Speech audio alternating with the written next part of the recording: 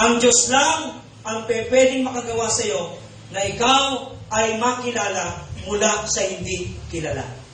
Alam nyo, kapag pinakilala mo ang sarili mo, madali kang maglaos.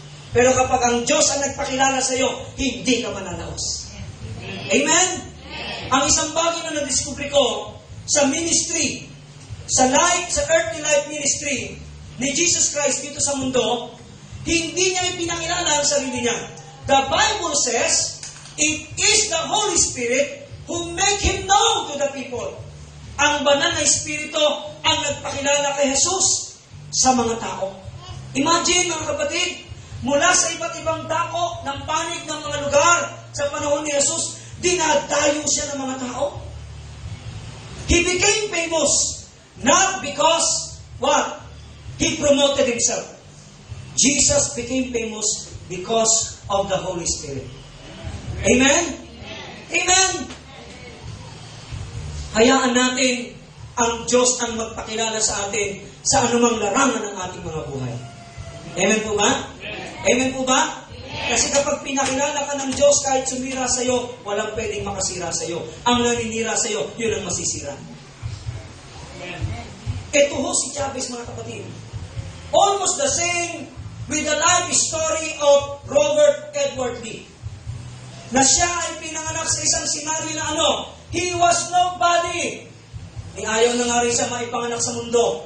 And yet, anong sabi sa verse 10? Pakibasa mo natin lahat, verse 10. Now Jabez was more honorable than his brothers. And his mother called him, his name Jabez, saying, because I bore him in pain. Imagine niyo, mga kapatid, listen. Kahit na ang pangalan niya ay negative, kahit na ang pangalan niya ay pangit, kahit na ang pangalan niya ay what? In line with suffering, pain, and curse. Anong sabi sa first part ng verse 9? He became more honorable and respected than his brothers. Hello? Ang tanong, what was the secrets of Jabez? How he became somebody from being nobody. Paano siya naging somebody mula sa pagiging nobody? Gusto niyo bang malaman? Sino rito yung gusto maging somebody? Taas ang kamay. Taas po ang kamay. Yun lang, magtataas ang kamay, yan lang ang gagawin na Diyos sa somebody. Yung ayaw magtaas ang kamay, you will become nobody and you will have nobody. Hindi ka na makikilala, wala ka pang katawan. There are three things that Jabez did. There are three secrets that Jabez did why he became somebody out of nobody. Amen? Pakisabi mo sa katabi mo, God can make you somebody from being nobody. Mga kapatid, listen to this. No amount of your effort, no amount of your strive, no amount of your struggle in life will make you a real somebody in this world. Only God can make you somebody. Diyos lang, mga kapatid. Amen po ba? Sabihin natin lahat, Diyos lang. Now let's discover the three secrets of Jabez. What he did to make himself somebody from being nobody.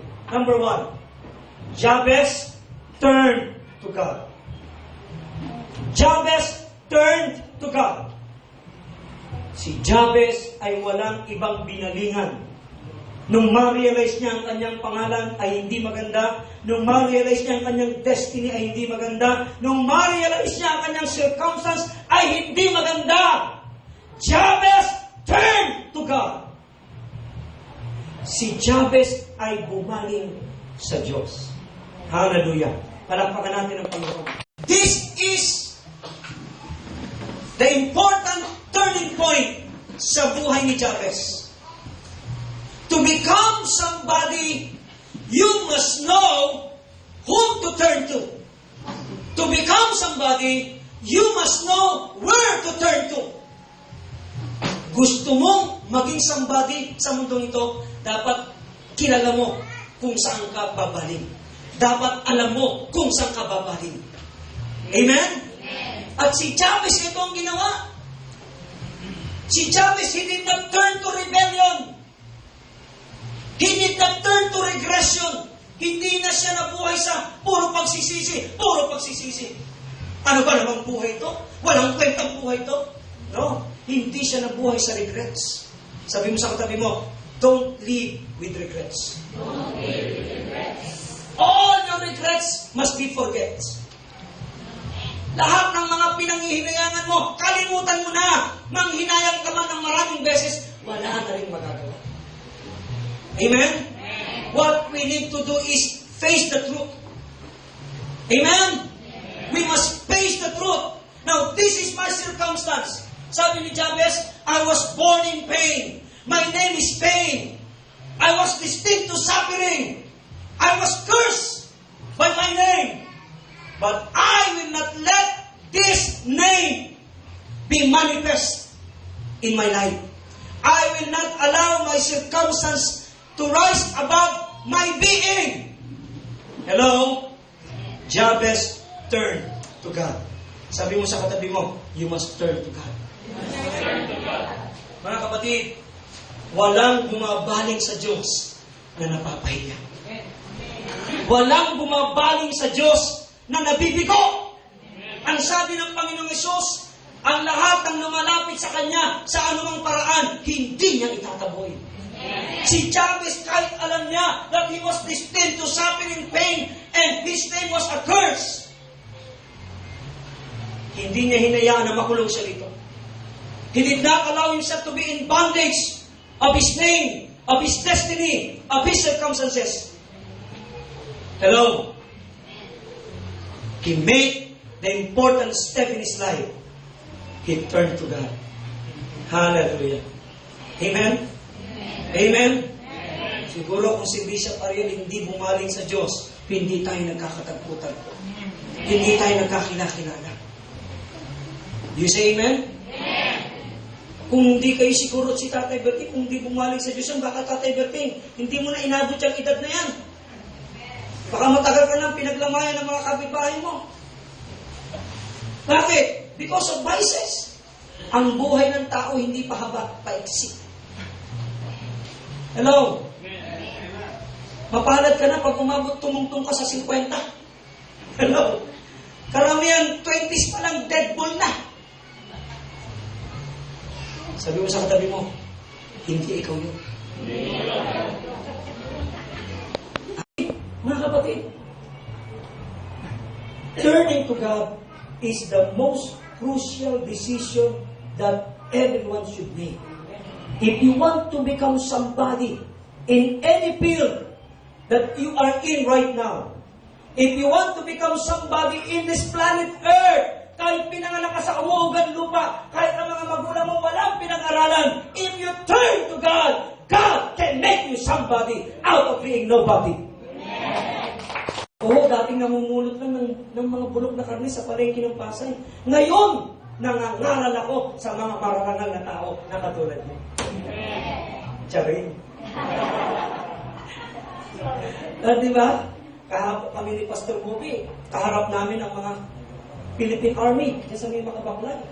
At tinext ako nung Lieutenant Colonel, nung commanding officer, sabi niya, Bishop, tuwang-tuwa po ang mga tropa ko sa pagdalaw niyo dito.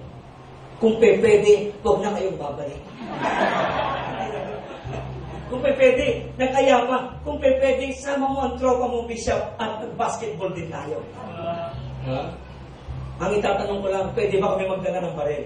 Ako pag nagkapi ko na, wala tayo sa data eh. Bless na bless sila mga kapatid. Na napakasarap mag-ministry sa ganyan mga pulis, mga military, at iba pa. You see, Jabez turned to God. He cried out to God. Hindi basta siya, Lord, pwede ba? Can I make a request? Pwede ba, Lord, pagtuhin mo pangalan ko, no?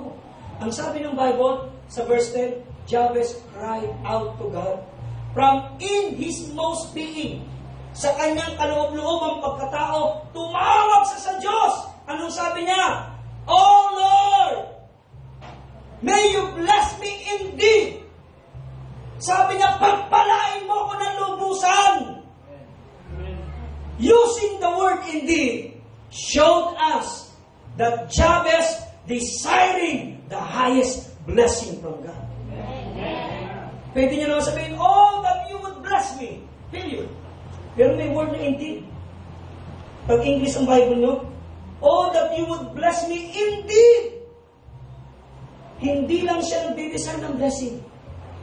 He desired the highest blessing, the excellence from God. Hello? Hello? Kaya dito ho, mababago ang prayer mo. Lord, don't just bless me. Lord, I want the highest blessings from you. And that highest blessings is the blessing of excellence. Amen? Kung bakit naging honorable and respected in Israel and more of his brothers si Jabez? Because he desired the highest blessing, the excellence.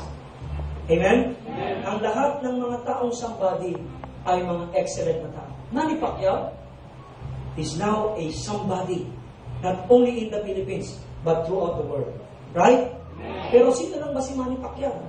Si Manny Pacquiao ay nagtitinda lang ng mga Pacquiao ng mga mani-mani nakapak. Di ba? Nagtitinda lang siya ng kung ano-ano. Pero ngayon, mga kapatid, ay grabe. Naintindihan natin? Sabi mo sa katabi mo, no process, no progress. Ang problema,